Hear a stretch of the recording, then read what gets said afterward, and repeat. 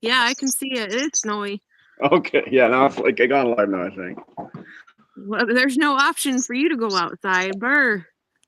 Well, now you're moving, so now it's working. Okay, so now you're moving.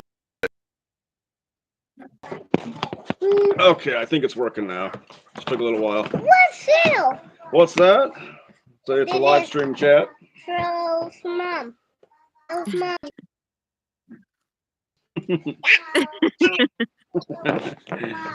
uh, Pokemon. there's Johnny, Anna. What's Oh. this? Who is that? That's from Lee's Arkansas Bound. Yeah, I'm Katie. Yeah, so right now it says there's nobody watching it, but that's fine. So yeah, we were talking about the pigs. So Yeah. I sent you a picture of the pig through the email. I don't know if I can walk over there without losing you, but they're just a smaller pig. Like the biggest size they get is 250 to 300 pounds. It's a lot smaller than the Berkshires. Right. Which yes, they're kind of like a smaller Magnolia pig. I don't know if you've heard of those. Yeah, I have. But they're a high quality lard pig. So it's helped get more lard, and we just can't deal with the 600 pounds of meat. Like we had I know our last pig. We had like I'd say 20. Yeah. Well, I don't have a storage spot for it yet because we live in a shed, Right. one of those sheds, and we don't have a lot of room. It's only 12 by 32, and I want to build a cellar so I can store my canned goods in there. But until we get, you know how it is, time and money. So we have a base.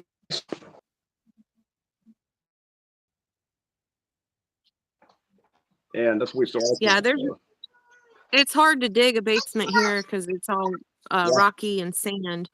Yeah, that's one thing. Yeah.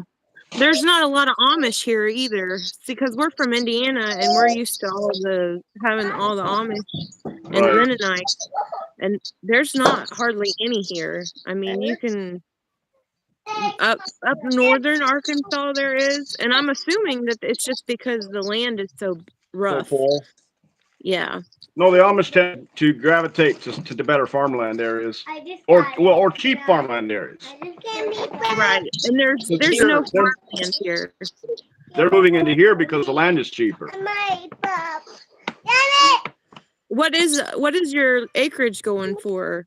Like per acre, what's the price of it? Average of $1,000 an acre, probably.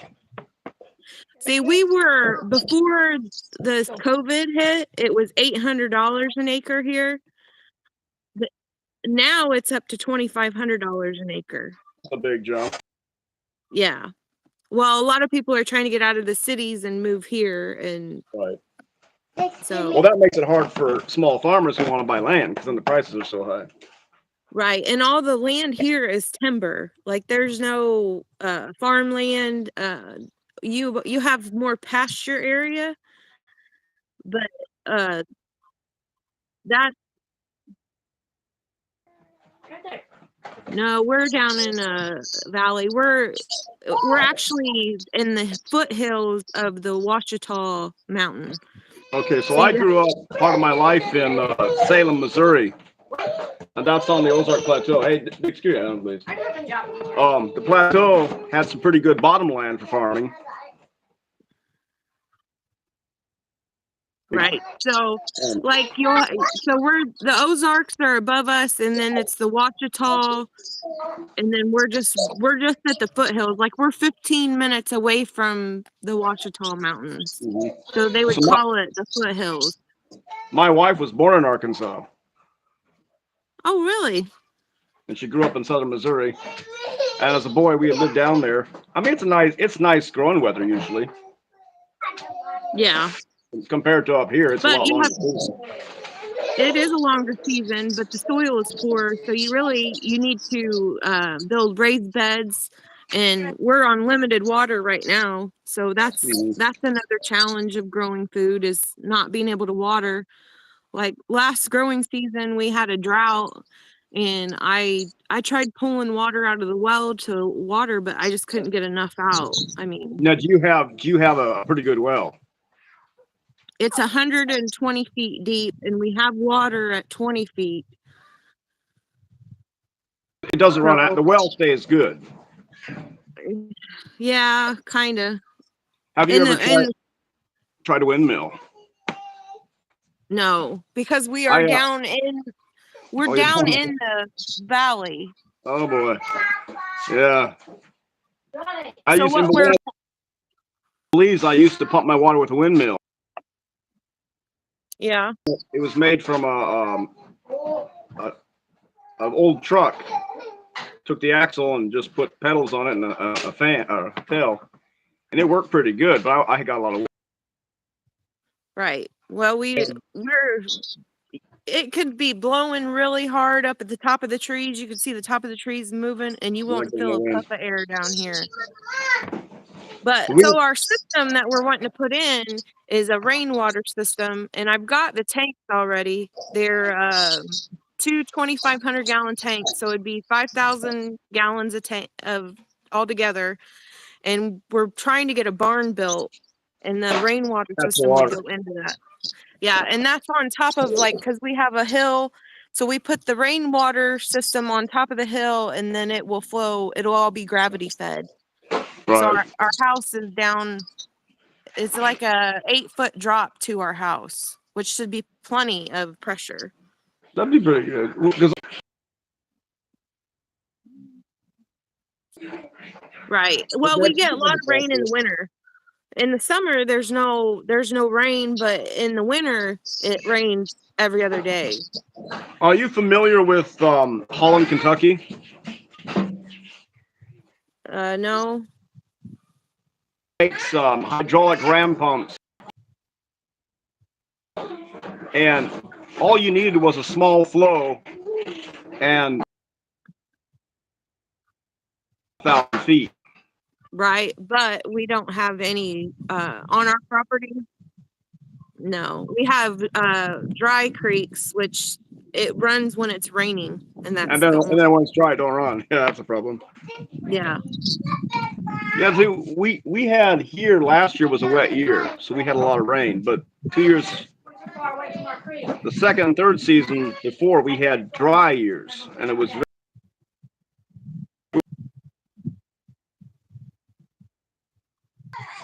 Oh, there you go. He says, I'd actually like some information on building or where to get. I lost the comment. See, I don't see any comments for some reason. Let me see why not. It says reasonably priced windmill because that's something I've definitely been considering, and that's Chapera 71 or Okay. Chapa. Yeah, it's hard to find a cheap windmill because they're usually running.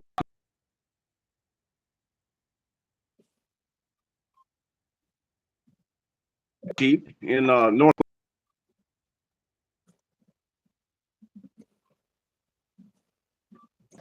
Yeah. Northwest Missouri's got a lot of old windmills laying around, and they'll need to be some of them need to be fixed. I asked would have sold them for pretty cheap price.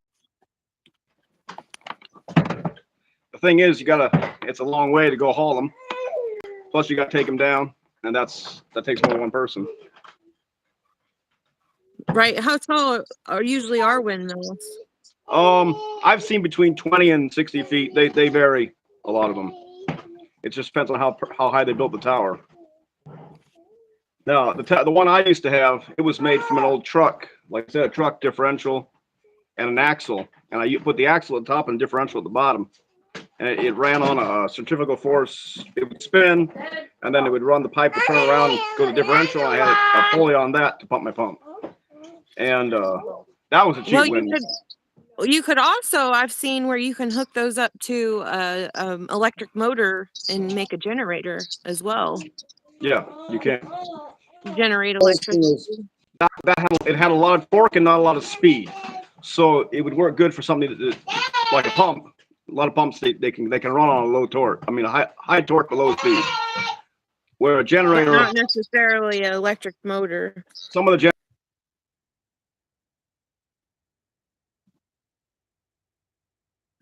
the was direct down to the brought down. Right. Are you guys on solar? We had solar, but when our house burned, it all went up in the house. I didn't know.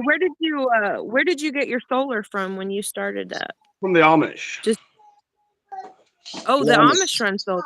Yeah, a lot of the Amish in Missouri use solar, and they were selling the systems, panels, batteries. Jamesport, Missouri had them. Okay. Hey, Miss, you take care of her. All right. Well, we just ordered ours off of Amazon. They're just 100-watt panels. Mm-hmm. And we have two 100-watt panels hooked to two lead acid batteries. I just went with a deep cycle battery, but all we run with it is our lights, which is all 12-volt system, and our charging our cell phone.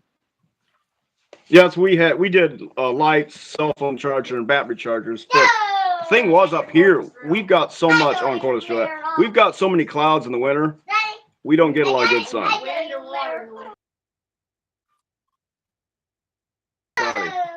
Someone said in the last 2 months we only had six Sundays in the last 2 months. Wow, that's not a lot. Take the panels off, or the snow off. Sorry. Right.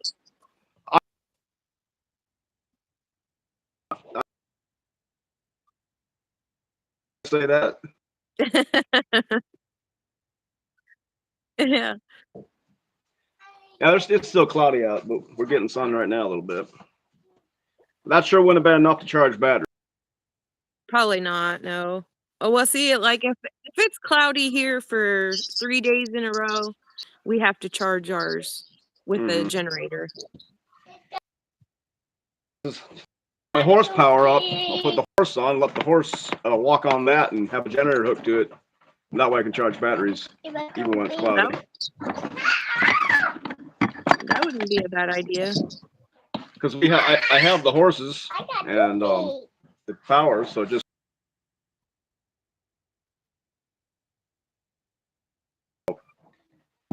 that's cheap enough that I can afford alternators. Right. Well, we bought one off Craigslist before we moved down here. Uh-huh. And it's a beast. I mean, it'll run a 220 welder. Really? Yeah, So but it's an old one. It's 1997. It had a Briggs and Stratton motor on it. Okay. But it burns a gallon of gas an hour. Wow. Yeah. That's a lot of gas. We don't use it very often. Could that be modified to run off? How fast does the shaft have to spin to have a charge, or to send a charge up? I think it has to be fast. Right. But that's the thing. Yeah. You spend more money if you buy like a Honda. Right. But I've learned in the long run, they're cheaper and they don't use as much gas. True. So our generator runs off. What is our? No, what is the motor type? You know. ours is a V twin, so it's a big motor. It's probably 21 or 22 horse.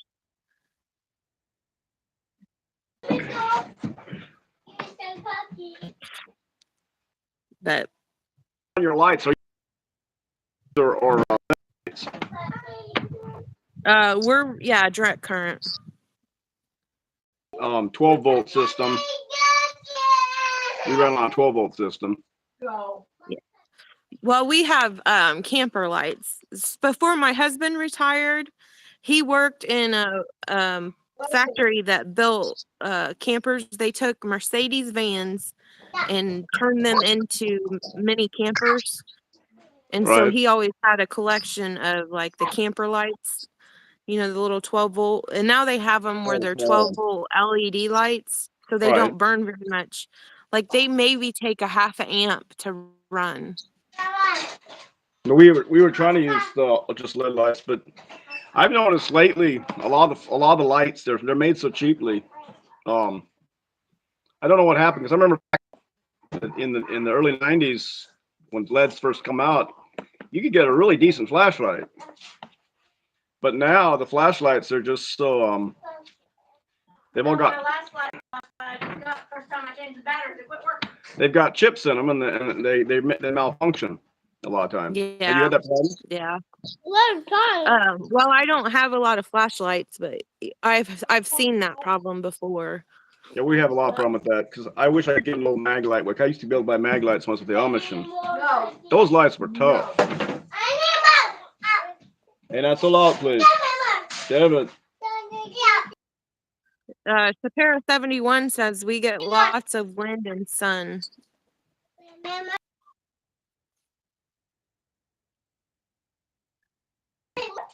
In your garden, how's the what's your first planting date down? Last frost date down there? Our last frost day is March 31st. March 31st. There is we've had frost up into April and May, so I'm kind of iffy about starting. Like It's the 1st of June, usually. Yeah. yeah. See there's the big difference. But Yeah.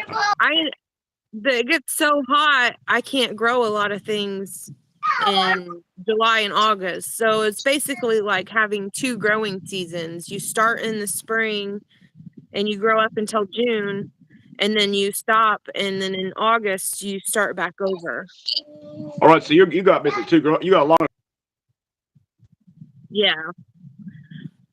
Because Be just one crop. right. But it gets to like 110 degrees. Right. We do like the peas and plant them again in the fall. Right. Right. Right.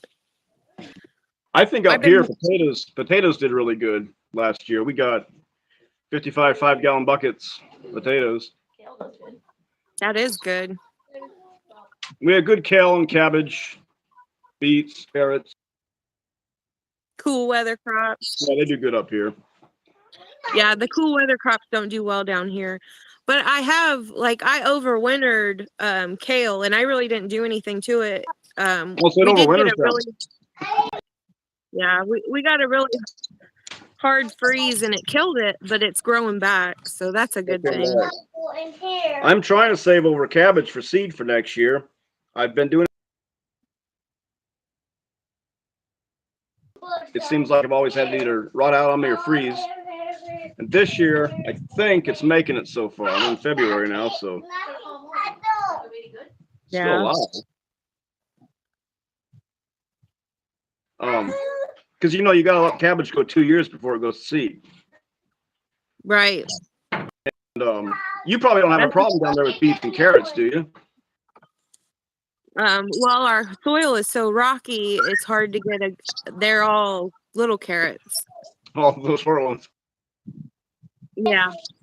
Yeah, we were growing Danvers half long just because they're easy to pull out.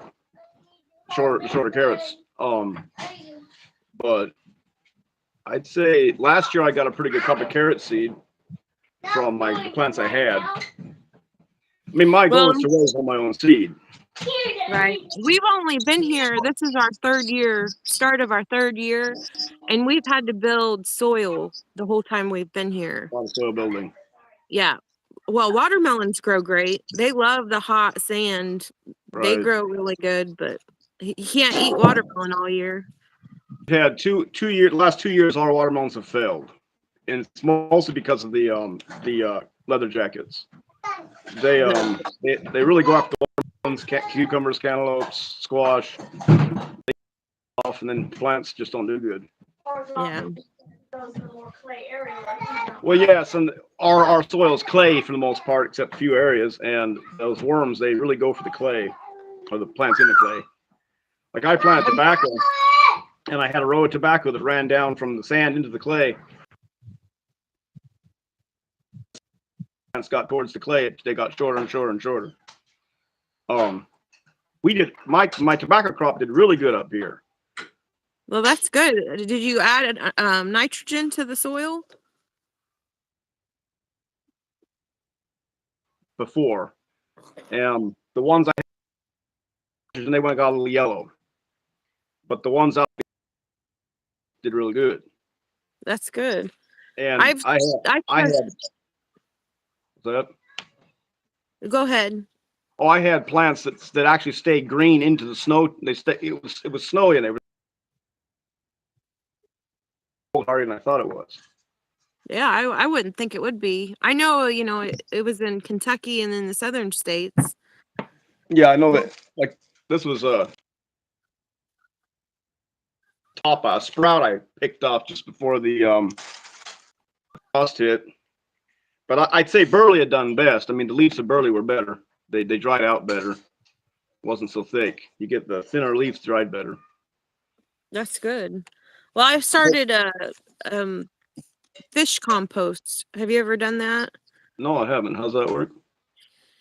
Well, you take fish heads and guts and you put them in a bucket and you add water and you let them sit. For fertilizer. Yes. So I'm trying it this year. I've always bought, like, if you can buy it store bought. It's called fish emulsion or something like that. But I'm trying to make it on my own. And I just added some banana peels to it. I was going to try to add different things to it, and then I'm going to stir it up like with a paint mixer and see how it works. I remember my dad told me about how the Indians used to like bury a small fish when they planted. I think he tried that one year. He'd like put a chunk of fish in with the seeds. Oh, I bet. Well, this is the nice thing about this is because it's the water, and so you can keep it kept, or you can keep it up so the raccoons don't come in and like possums, and so you just add it with your water when you go to water your plant. Right. You fertilize that. Starting getting real good. Don't put your dogs in there. Bother here. I think it's cold enough. The raccoons stay more south. I've never seen a possum here, but we had skunks. Skunks messing in the stuff. Well, Shapira 71, I think that's how you say it. He says we have an extremely challenging growing season here. We live in Wyoming. On average, we have 40 frost-free days, not consecutive, so very challenging. It's not a lot. No, not at all. I wonder why I don't see the chat. Mine has a little chat button. Like mine has the chat button and then the 3 little dots. See, mine says live chat. Let me push on that and see what happens. I still don't see anything. Well, when I push it, it says top messages, live chat, all messages are available, and then you can hide all messages. I wonder why mine doesn't show up. Are you on a computer? What? Are you on a computer? No, I'm on a phone. Well, try hitting when it says live chat, hit live chat, and then that's when they pop up at the bottom of the screen. Mine would pop up after messages. Pop. Huh. I don't know. No, that doesn't show up. But yeah, I'm excited about trying, and we're gonna build worm beds this year too. I'm gonna order some worms. So we get enough manure here from our animals that we get a lot of manure. Well, we have the pig manure, and I have chickens, but I don't have availability to hay except what has been sprayed with Grazon. So when I feed the pigs that hay that graze on will kill whatever's in your garden. That's true. We've got So 5 acres hayland. right. Well, it's just what I have available. Because I trade for it. Like I trade eggs for this hay. And I Right. can't afford hay down here because it's so sparse is up to like $14 a square bale. Wow. And I'm not talking about the big square bales. I'm talking about the little bitty square bales. Yeah.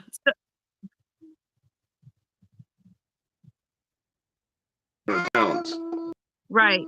Well, And this year there was an overabundance of it, so it's a lot of it. And price is probably gonna go down before long. Well, see, with the drought we had last year, our round bales got up to 100 and 150 a bale. Wow. You got high hay prices. Yeah. So I get this hay for trading. So I trade with my neighbor for eggs for this hay. And so I really can't turn it down, even though it's been sprayed with Graze On. Does that make sense? Well, why are they using Graze on it? Because the pastures are so rare here that if you don't spray anything, the weeds just take over. All the weeds are taking over. Yeah. I mean, hay fields. It's not necessary. I mean, well, they fertilize too, because there's a high population of commercial chicken houses here, where they have 100,000 birds in one chicken house. Well, what they do is they clean out every year, and they'll take that and put it on the fields too. But if they don't spray the Graze On, the weeds just take over. The weeds take over. Yeah. Did you guys ever try to raise like the tropical grasses? No, they have Bermuda grass down here. Put in the hot weather. It's called African star. It was an invasive grass. It was really invasive, but it was really good for hard, bad soil. It would grow across the ground and then get up about a foot and a half high. And that grass, you almost couldn't kill it. It was near impossible to kill. But it was a good grass because animals ate it. Right. And the thing is, I don't think you can buy it.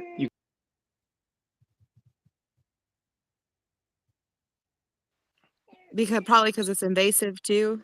Well, it may be that, and I never seen it in the U.S. They said it came from Africa, and they used it in Belize, and they would plant little pieces into the pastures, and it would just spread out and cover everything. And you didn't want to get it in your garden because it was hard to get rid of. Right. Almost see it growing. Like, see, you look at it one day, and a day later, it could have grown about 6 inches to a foot. Well, that's the hardest part too. Is if the government says you can't have it, you ain't getting it here. Right. What you gotta do is have a friend. You got a friend. Yeah. But my plan is because right now we have the pigs on deep bedding for winter. So I've just been adding hay and wood chips and just keeping them in the same spot. And then this spring we'll start to move them. And I'm going to take all of that poop and hay and wood chips and I'm going to compost it. And then I'm going to spread it out and run sunflowers through it because I've heard the sunflowers will pull the toxins out of it. Well, sunflowers, they do pretty good in poor soil too. Right. I think sunflowers did really good.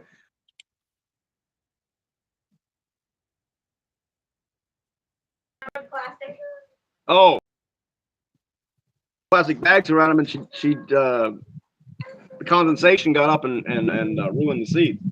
Try next time use pantyhose. Oh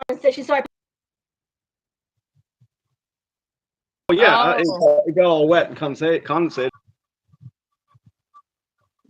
Flat bags on your sunflowers, don't poke holes in them. Yeah. Well, I've always used like a pantyhose. That would work too, probably. That don't help with the bugs though.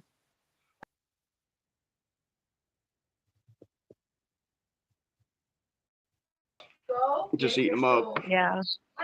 Yep. So I'm going to try that with the sunflowers. I don't know how well it'll go, but then they say you can test the soil with legumes, like a bean. You can put a bean in and it'll pop up in 3 days. If it dies within the week, then it's still got the grays on in it. Really? Yeah. Okay, so you're saying the grays will kill the plants you're planting. That's why you don't have it on your soil. Yeah. That's almost like down in Belize, the 2,4-D would do that. It was residual. Right. It would come into the soil, you plant your stuff, and it would kill it afterwards when it would rain. It's just as well. It's either just as bad or worse than 2,4-D. I think Grazon replaced that. Is the Yeah, way I've heard it. 2,4-D was deadly, especially the peppers and tomatoes, cucumbers. It would just kill them. Yeah. So would, I'm trying to do the best I can with what I have because I can't afford hay. I can't afford organic hay to beat that. You know. Do you guys have that that invasive vine in Mississippi, that kudzu? Yes, it's terrible. But they say that's good for the soil if you chop it up and put it in there. Right, but if you chop up a root and put in there, you'll have that many more. Yeah. Oh, okay. They're like the roots on those they look like a sweet potato. Really? But they're woody. Yeah, they're woody like a wood root. Yeah, too bad you can't eat them. Right. Well, I've heard you can eat the pith of it, like the pith, the inner part of but it's not worth it, the hassle of getting to it. Now, do you guys? I don't think so. I don't know. That I know they have it in Florida and Texas. I don't know if it grows in Arkansas, but it was some people call it what's the Spanish name for it? Yucca. And it's kind of like it has a potato-like root or yam-like. It's more potato. Like a yucca plant? It's not yucca. It's called yucca, but that's a Spanish name for it. It's a Spanish name. It's not what you call yucca. What you usually see, what we call yucca. We call it cassava. But they make tapioca out of it. It's what they make tapioca out of. Oh, okay. I'm not sure. That plant was pretty good. It did pretty well in poor soil, and it helped fix nitrogen in a way, I think, in a sense. And see, here we've got that hairy vetch, the hairy vetch and trefoil that fixes nitrogen in our soil. And I don't know about Kentucky, but Chapera 71 said Grazon is a residual like 2,4-D, and Feeder Diaries says that they're here. Oh, well, how are you guys doing? I can't see the chat, so anybody. Yeah, it still don't show up for me. Let's see. I don't know why it's not showing up. So you guys don't have maple trees down there, right? Yes, we do. We have silver maples. All right. You don't usually make maple syrup. It's hard. I could make it out of the silver, and I've seen some sugar maples here, but I don't have any on the property. Right. We've got a lot of hard maples. We won't start tapping till March. Right. Sometime. Well, see, like we would have to tap in December, January, because that's usually our coldest month. So it says Feeder Diary says we have a lot of autumn olive. That is supposed to be a nitrogen fixer. We are doing good. How are you? I've never tried autumn olives for that, but I remember them saying that. They are like our nitrogen fixers. We use black locust plants and mimosa trees. I don't know if you know what those are. I've only ever seen them in the South. In Belize. But in Belize, you can get them.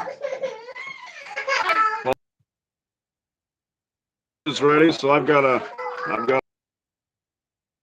All right. Well, it was good chatting with you. You take care, and everybody on. I hope you guys enjoyed it. I don't have the messages to see anything, so. Maybe it'll work better next time. Yeah, we'll try again. All right, you guys take care. All right, bye.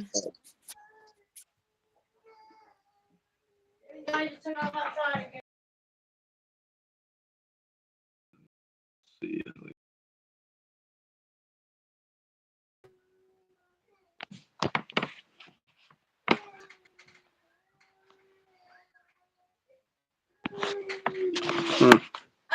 I'm trying this. It's not ending yet. Your stream will start immediately, and it's still not ending.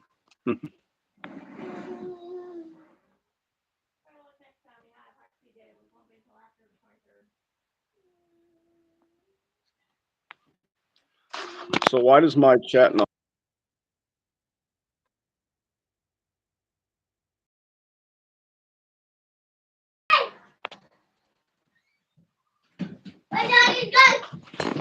Still not ending.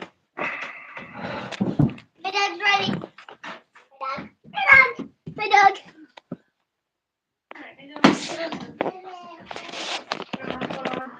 I'm trying to get this thing to stop, miss.